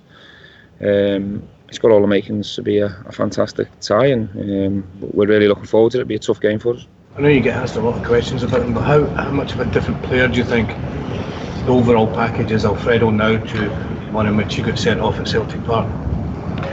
There's definitely been signs of maturity and improvement in his behaviour. I think he's trying everything he can to improve that department of his game. We're doing everything we can. The players are as well, to support him and help him. He's still young, of course. He'll still make mistakes moving forward. But I think since that moment, there's definitely been a marked improvement. Having said that, we don't want to take the fire and the competitive edge away from him, because we believe that's a big part of his game. All we ask is that people give him a chance out there. and treat him like everyone else gets treated. But for me, I'm really proud of his behaviour so far. James, are you the sort of player, the captain, that will put your arm around him? Yeah, especially on the pitch, players will try and intimidate him during the game, but it's down to all those senior lads and, just to try and keep him cool. But like the gaffer touched, we want him to be that fiery character on the pitch, He always brings out the best in him. And, but he's, so far this season, has been really channeling it really well for us. So hopefully that continues throughout the season. Tomorrow's game, the Sunday's game, so it's been a chance to put down a marker for the title race ahead. Well, it's obviously early, but we've started the season off really well, and we always want to go into an Old Firm and get the 3 points no matter what, and that's our aim this Sunday. We've already hit the target of obviously getting into the group stages where we want it to be, and we obviously want to win our Old Firm game. So James, the victory the 2 victories at home to Celtic last year, about the mentality in terms of getting the monkey off the back and getting that first derby win since the club came back into top division. Yeah, it was obviously a great feeling. The squad has changed a lot, so we've improved the squad throughout all the departments, and I think obviously the new boys are really looking forward to this game. It's obviously put us in a good mindset to go into this weekend. So all the boys are really looking forward to it. How much of a boost does that late goal last night give you going into such a big game? I think it just shows the signs of the resilience in the team. We've shown signs in the Kilmarnock game, like how we obviously don't stop until the final whistle goes. So that was another big factor last night, just showing how strong this squad is, and we stick to the game plan, and we wear teams down. We always create chances, and we did that last night, and it's obviously a great boost for the squad and obviously for the club. I know it's only 4 league games into the season, but when you look at how much of a sort of psychological advantage that could play out if you do win on Sunday, do you see that as a big factor? Well, first and foremost, we obviously want to beat our rivals, and that's what we want to do. Obviously, it's still early. We want to get the 3 points, but obviously later down the line, it will obviously have that impact. They've obviously been free scoring this season, but in the 2 wins at Ibrox, you were able to shut them out last season very effectively. What was the key to that, and are you confident you can do that again on Sunday? Yeah, well, we've kept I think 2 clean sheets in the last 2 games, so we're going on obviously strong going into this game as a defensive unit, and obviously the team, and we want to do the same. We want to keep a clean sheet as a defender. So we just got to stick to the game plan, do what the management team tells us to do, and we'll obviously create chances in the game. You said last night after the game that this one was for the fans, sort of thing. Is your message to the fans that, listen, you can create an atmosphere like you did last night, in light of the recent punishment today, just continue that way? Yeah, I thought the fans' behaviour last night was outstanding.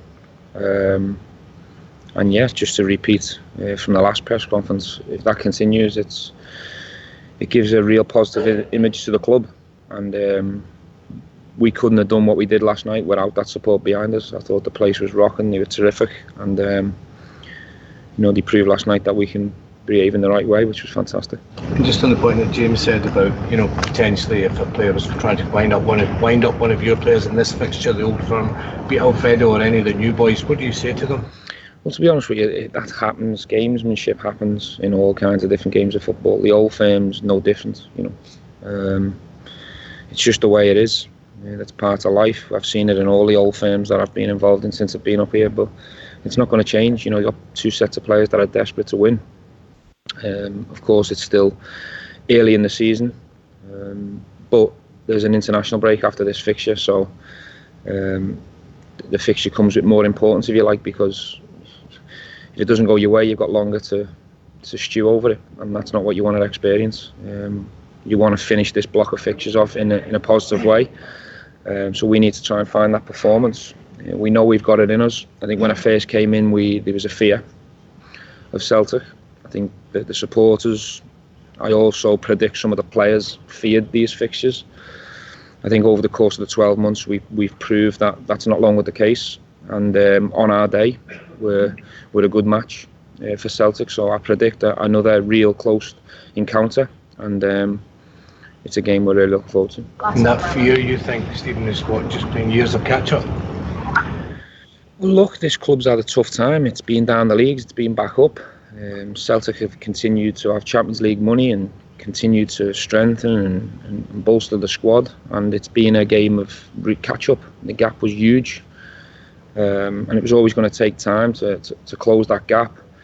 But I think the fixture last year, the Christmas one, when we beat them 1-0, I think that lifted a lot of fear and gave us a lot of confidence and belief that if we find the right level of performance, we're a match for anyone, certainly at Ibrox, and that's what gives us confidence going into this fixture. Can you use any injury updates? Borna Barisic is going through a process. He's had a minor concussion. I believe it comes in 4 or 5 stages. He's gone out to do the second and third part of the process, which I'm told he's passed, and tomorrow he'll have to do stage 4 and 5. Assuming he comes through 4 and 5 in tomorrow's session, he'll be available for selection, but he is a doubt at this moment. Shea obviously never trained for a week and went into the game and played 90 minutes. So he's one that we'll have to see how he recovers in the next 24, 48 hours before we make a decision. Other than that, it's just a few bumps and bruises from last night, which we all should recover from. What was Shea's issue? He's got some bone bruising from a really nasty kick that he suffered away at Legia. And as we say, he was a major doubt for last night, but he pulled through for the cause and for the fans and played with pain last night. So credit to him, because I actually thought he played a lot better second half than first half. And I thought, his running in behind in the second half was a big positive for us. But credit to him for pulling through, because not all players pull through when they feel pain. So I'm really proud of Shea for pushing through for us. So there you go, guys. That's the manager and the captain giving their opinion. Bridgeman. Yeah, once again, you can't say nothing but praise for the manager. Absolutely nothing. Even when he was asked the tricky question, with him coming in and mentioning Celtic again, he actually managed to be civil and give whatever answer he could without saying too much. I think it's a disgrace that these reporters would do that. They've been asked many times not to do that. It's a press conference about Rangers. We don't really care about the other team, blah, blah, blah, But no, they have to put it in. But the manager handled it very well, as did James Tavernier. Well done to them. Kudos to them. Absolutely kudos to them. We're up for this game Sunday, and that's them telling us. We're up for it. Smurf. I think the pertinent thing that I took out of that interview was I don't know if anybody picked up on it at the end, where he was talking about Ojo getting a kick, and he says fair play to him for coming through and playing in pain, because not all players can do that. I wonder if that was a dig at maybe, some of our less Barisic, robust individuals in their squad, Barisic et al. Yeah.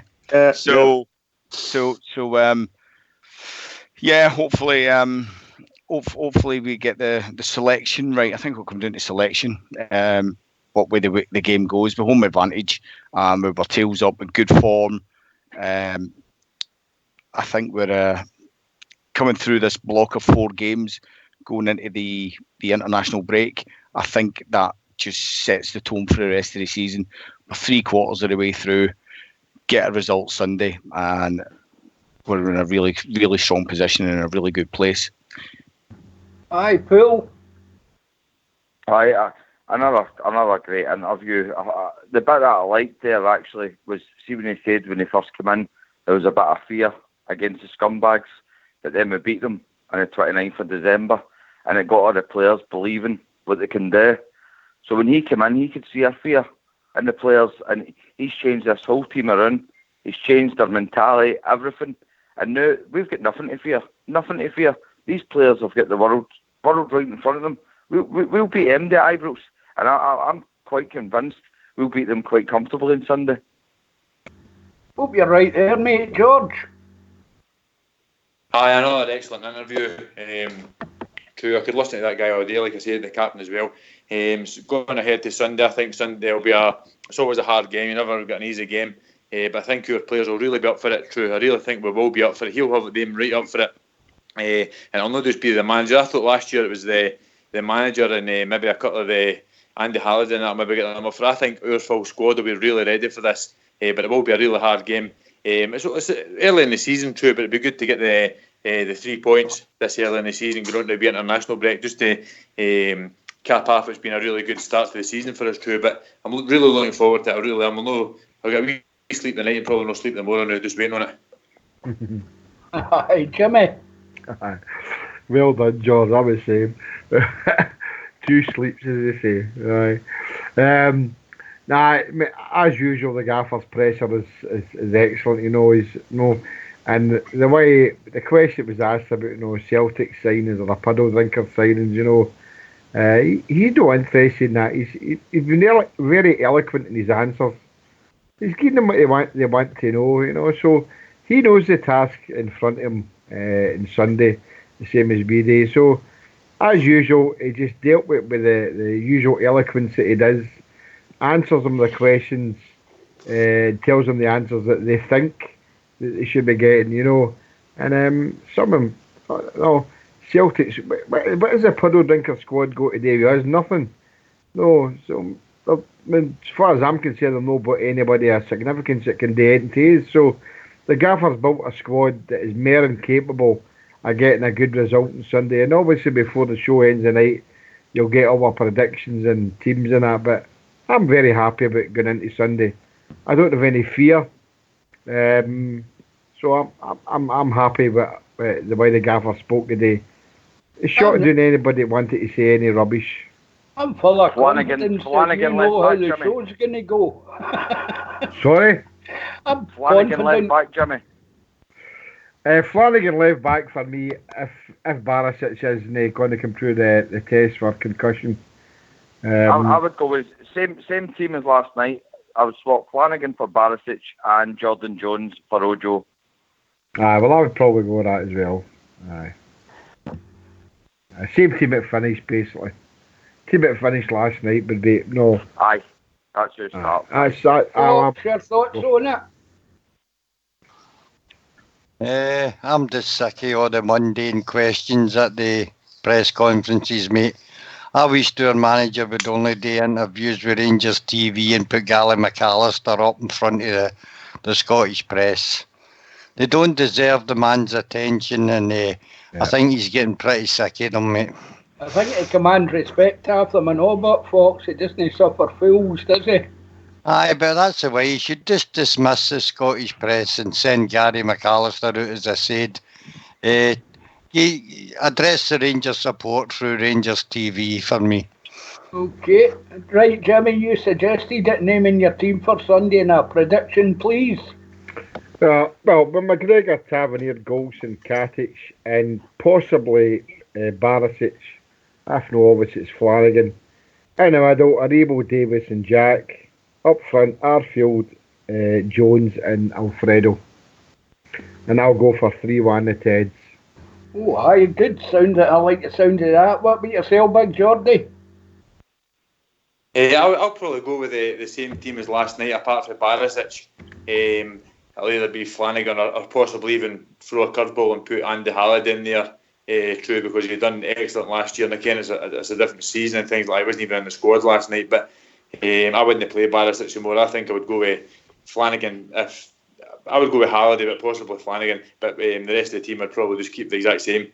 If we can keep our head, it'll be a really good game. But we didn't fear Nabda, true. That's the thing. We can't fear Nabda now. A couple of seasons ago, we were going at these games, and I came for the fact I was dreading what was going to be the outcome.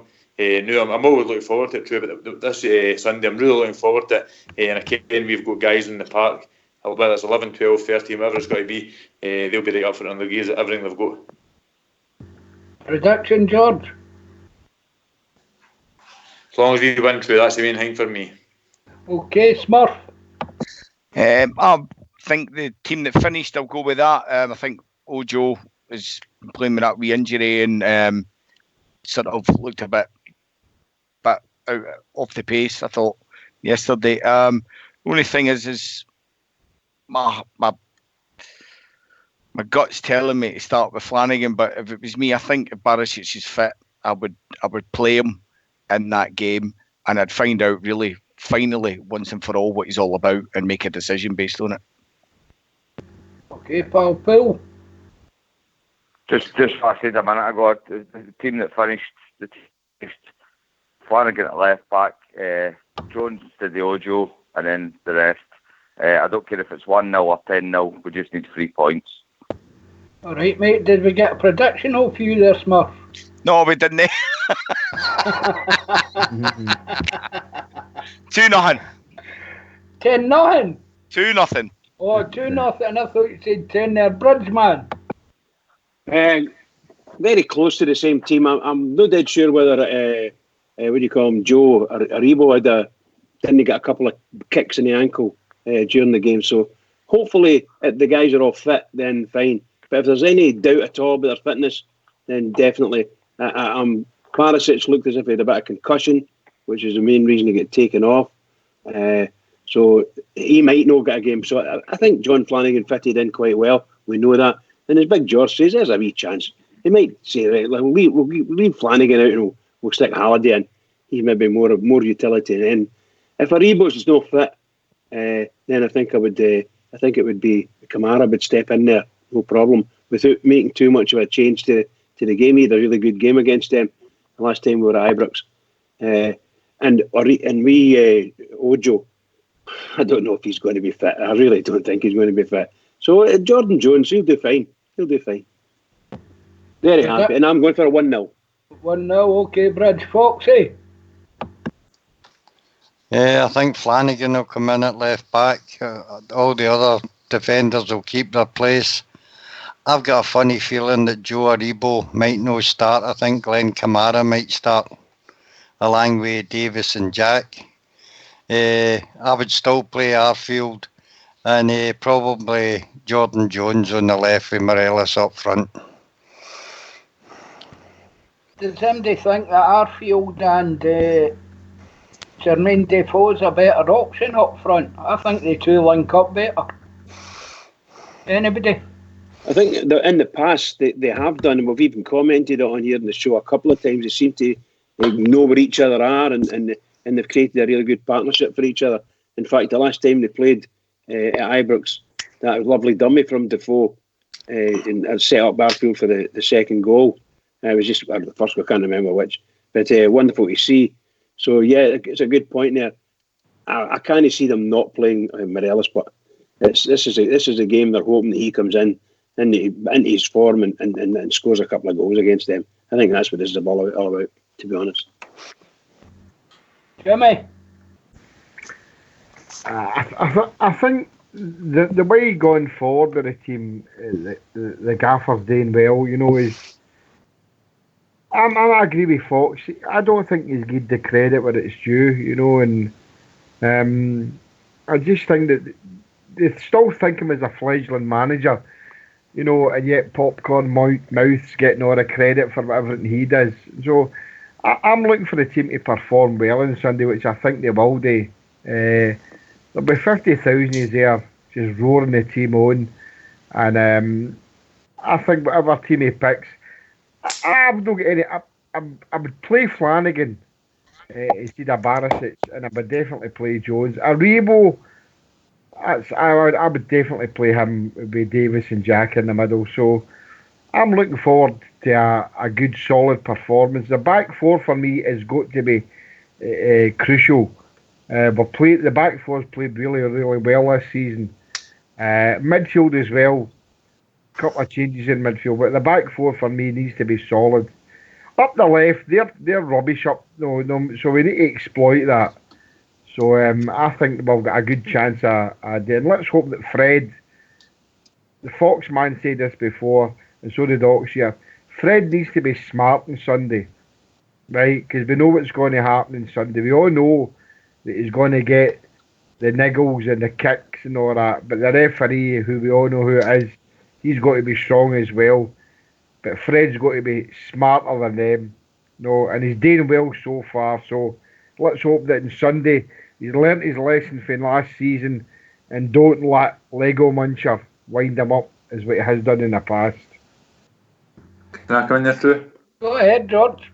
The thing for me, I mean, we're on here the night, we're in our team, big praise.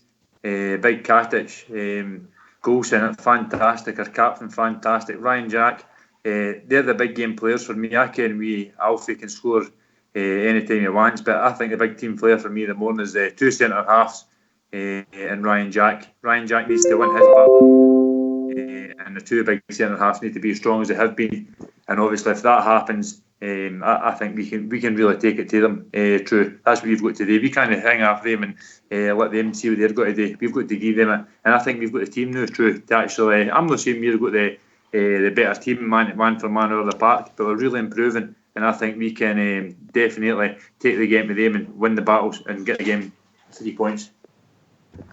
I couldn't disagree with anything you said there, George, but I've been joined by a close personal friend of mine, Evening Boswell. Good evening to you, boys. How you doing? How's everybody? How you, pal? I'm busy man, Bridge, but just I was so chuffed. I was working last night and just chuffed to read on my phone late on that we'd got through. So just very, very pleased, and things seem to be ticking over very nicely up the road. Looking cool. Hope so. What's your thoughts for Sunday, Bud?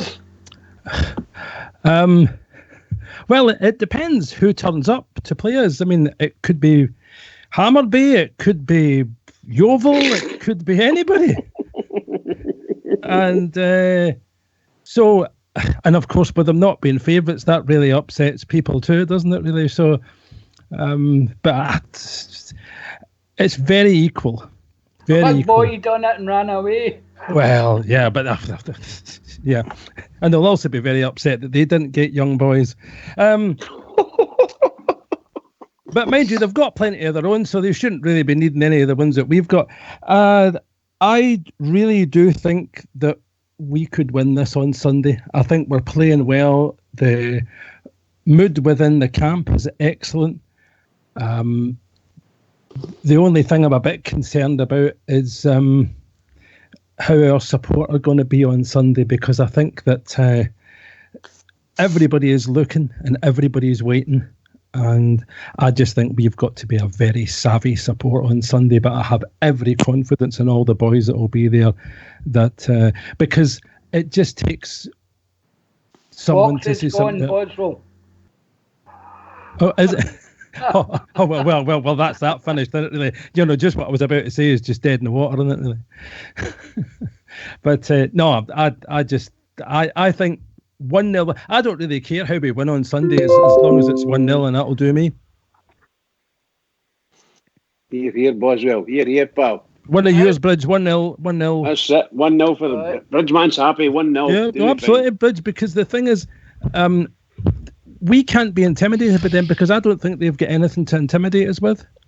I just see tonight that they've got this guy from Southampton. Now, my feeling about that is that I can't even remember the guy's name from Southampton, but quite clearly, if Southampton don't want him and he's on loan at Celtic, it says something about the quality of Southampton's feeder club, does it not? Of course, Boswell, I don't know anything about it, but it must be about a £25 million signing for Southampton. And still that value, but they don't want him to play for them, so they're going to give him Celtic on loan.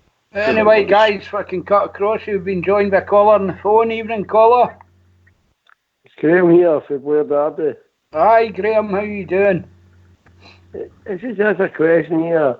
Do you think we get enough praise for these teams who are beaten in Europe? Because a lot of people, you see what they're saying, and say, oh, they're not a great side. This team we beat last night, they hadn't lost a goal in 8 or 9 games. And it annoys me that way, thinking, wait a minute, we just don't get the praise that we deserve. I mean, you see it, or they're not that great a side, but you can only beat the side that's in front of you. And I thought Rangers done a great job last night, an absolutely brilliant job. Aye, do we take that one? Do we get the praise we deserve for anybody? Not a bit of it. Warsaw were one of the highest rated sides as far as a coefficient was concerned that was left in the tournament, and we've done them. So I think that kind of says everything. But see, this is a thing that we constantly get off the other side. Oh, we don't think we're getting this. I don't really care, because the only people that really matter is us. And if we give the praise, I couldn't really give a damn who else says anything about us, because we are the people, and they need to understand that we're back. End of story. I agree with you 100%. That's what they're worried about. I'm going to work with the coming through all corners. Oh, they weren't that great. They're not brilliant. But you know what? The fear of Rangers are on their tables now. And it is. Is that not the team that beat them 6-1 in aggregate? Yes, Bridge, and they were packed out because they had the wrong numbers on their shirts or something like that. They weren't that good. Aye. Well, that's a fact. They get put out for fielding an ineligible player, apparently. And I think he was on for the last 80 seconds or something. Yeah. Any port in a storm, though. What about you, George? Did we get enough praise for who we beat? Well, see, to be honest with you, True, you're on here the night doing a show and you're talking about it. Bridgman's here, there's Boswell, all the boys on the phone and on the panel have all spoke about how good we've been. Ex-Rangers players have said how good we were, and people who spoke to last night said how good we were. So that's what matters to me, True. I didn't want them to even recognise how good we were. I really didn't want it, because that's got to be even the sweeter when we get the 55. They've been raging at us getting through this last night. Like Boswell said, that was a really hard team we got past last night, and they would have been loving it if we never got past them. So see, at the end of the day, True, I don't even want them to break breath towards your team, because we didn't need it off them. We've done this ourselves. They would have been happy for us to go and die in the third division. That's what they would have been happy for. They must be spewing now how good we've got and how good a manager and a team we're actually putting together, True. I just came in there, George. You're here, George. Aye, go ahead, Pool. Is Rudy away? Aye, he's just left. No, I forgot he was there. Sorry, Rudy. I think we just need to go about our business quietly, efficiently, and clinically. And forget about the plaudits. The plaudits come at the end when you pick up the silverware. They're the guys that have got the grandiose ideas or 10 in a row and all the rest of it. They're the guys that have, when Rangers were sort of off the radar, the big noises and stuff making their history and all this crap. At the end of the day, we've just got to crack on what we're doing. They're the ones that are going to be under pressure. They'll put themselves under pressure.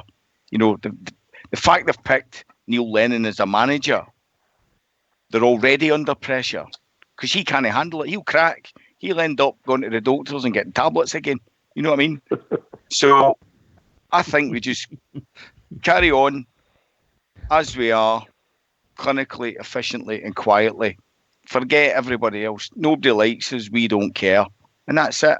I think you're right, mate, but you hear it in the phone-ins and everywhere else, that the cracks are starting to show. I caught a bit of Radio Snide tonight, and they're running down that back four. They're terrified of that back four. They've got, they're shouting about, we're playing this boy Bohr, he's going to throw him in on Sunday. Does Lennon know what he's doing? So, their unshakable confidence is taking a down now, Fox? Without a doubt. Look, mate, they're just the next team on the list for us. And we'll deal with them when we turn up on Sunday, and they'll be parked in the bin like everybody else before them. Well said, Fox. I fancy Katic for a goal. Can I just say that? Their back four's up to nothing, and I think that big guy will bust the net with a header. In fact, I think I'll go and put money in that. In fact, if he bursts the net with a header, there won't be a happier person in the world than me. Because he's had a couple of headers the last couple of games and they've never went anywhere near the net. But he's a marvellous player. I love him. I love him a bit. Love him a bit. Fox, he's there. It's great. Hello, Graham. How you doing? Folks, I was listening to that nice radio as well, and there's a guy on the night saying, only one goal. They must have some fear in them. You know what I mean? It's unbelievable. They're saying, we're not a great side, we only won one goal, but we're solid at the back. We're not giving nothing away. We're great in the midfield. And we'll overpower them. And my right now, is 3-0 to Rangers on Sunday. And I'm never like that, right? 3-0 is Sunday, Fox. Because I can't stand it. Can I come in, True? Well, go ahead, boys. Just to say that if there's no fear out there about who we are and what we are and the team we are, they would have been talking about how they dismantled a Swedish team last night. But of course, instead of that, now I don't listen to Radio Clyde. I don't even know how I would get Radio Clyde, so I have no interest in it at all. So it always puzzles me that if we are such a bad and poor side, why we fill their head so much and they're so poor at self-reflectiveness that they don't seem to be able to shrug us off as if we don't really matter to it, because the fact is we matter more than Celtic matter to them, and that's what hurts them so much. They're wearing us like a pair of old knickers. That's what they're doing. That's a fact. I've never wore old knickers in my life. No, you used, anyway. Used ones, yes. No. Sometimes they're a bit baggy too. You're not 100% right by a mile, by a country mile. They're more about Matt, we're words of it. They're worried because we're right at their tails now. You watch Lennon implode. You watch Lennon implode. Oh, he'll. Hey, you know what's going to happen? See, with the greatest of respect about that, lads, is that Neil Lennon is insignificant to all of this because he has no control over what goes on Sunday. Because the minute they cross that line, it's down to them and their interpretation. And I read earlier in the evening that he said he can't understand why Rangers are favourites. And I think it would be fair to say that I don't recall us having a difficulty in the League Cup at home. Did he forget the last game he played at Ibrox? Yeah, but I don't know. But was he in? Yeah, he was in charge back then, wasn't he? But he was indeed. They had a problem with one of Bridges' favourites, Dunfermline, and yes. Did they not? And then, of course, I had a friend of mine I was talking to last night who'd said that he'd gone to see them. He's from down here, and he'd gone to see them play against Cluj, and he said that they were just so out of touch. He said they just looked like an ordinary side. So I don't know, because they are.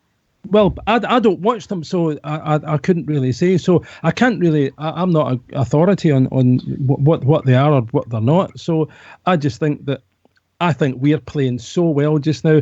I think last night had shown our guts, our fire, our fight, our determination, and our will to survive and win. And this kind of. There was games last season where that last night wouldn't have happened. And we would have ended up maybe definitely extra time and definitely going to penalties. And it's the same against the likes of Kilmarnock, the likes of St Mirren. Those are games that we would have probably dropped 2 points in and taken draws. But now you can see that we're playing so well. We've got great confidence within the team. And it's just keep going, and something's bound to give. And I thought against Kilmarnock, we were absolutely fantastic. I'll just say something on that. Is that it's a similar point, but the mental strength, what I would add to that is the mental strength and the sort of emotional intelligence, that's especially some of these players that have been on the ends of real downs from them. Going forward, that's just going to get stronger and stronger and stronger, and you're just going to have like that siege mentality, a real mental strength, where that's not what you're going to have over there. Like you say, Neil Lennon's got no control of the outcome of Sunday. But what he does have, he has control over the psyche of his squad, and I think it's going south. Can I just say, it's Rangers Celtic, and all the bravado from both sets of fans is that's what the game's about. That's what that game's about, and it's marvellous to sit and listen and talk to the guys about it. Seriously, it's been a long time for us Rangers fans have been able to have this sort of confidence in our team, because we're looking really good. We're getting stronger and stronger. The manager's finding new levels all the time with the team.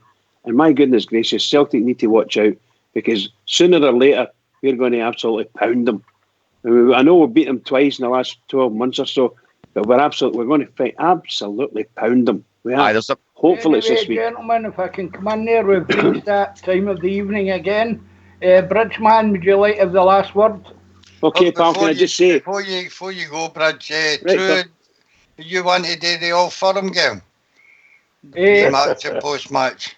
I'll speak to you after the show, Fox. Right, no bother, so we can let the listeners know, because most of everybody else is all going to the game, so hopefully there'll be a show on Sunday. Right, if I'm about... Will do, mate. I'll speak to you after the show. I don't think you're about at all. Oh, I think that's a terrible thing to say. Fox, I'm getting groomed. Can I just say, guys? Yes, can I just say? But by the way, thank you very much for tonight. That's really good of you. Pleasure, mate. Heading the show, fantastic. Can I just say to you, big game in Sunday, massive game, as Celtic Rangers games, Rangers Celtic games always are, huge. We need to win. I'm going for a massive mollification of 1-0 for me. And can I just say to all the Rangers fans all over the world, particularly Rangers fans on here on Rangers Radio, welcome back, boys. Every single one of us, please, please, please, keep it going for the Rangers, because the Rangers really, really need us. Keep it going. Thank you, boys. Good night. Right, I'd like to say a big thank you to all you guys that called in. Absolutely brilliant. My apologies to Rudy. Sorry, mate. It's this new Skype screen. I can't see who's on or anything else. A big thanks to everybody in the lobby, as usual, everybody listening out there on YouTube and everything else. Absolutely brilliant. Fox, Old School Blue in the background for the technicals. This has been Rangers Radio. Hopefully we're back on about an hour before kick-off on Sunday, but as Big Marvin would say, keep believing, and good night, everybody.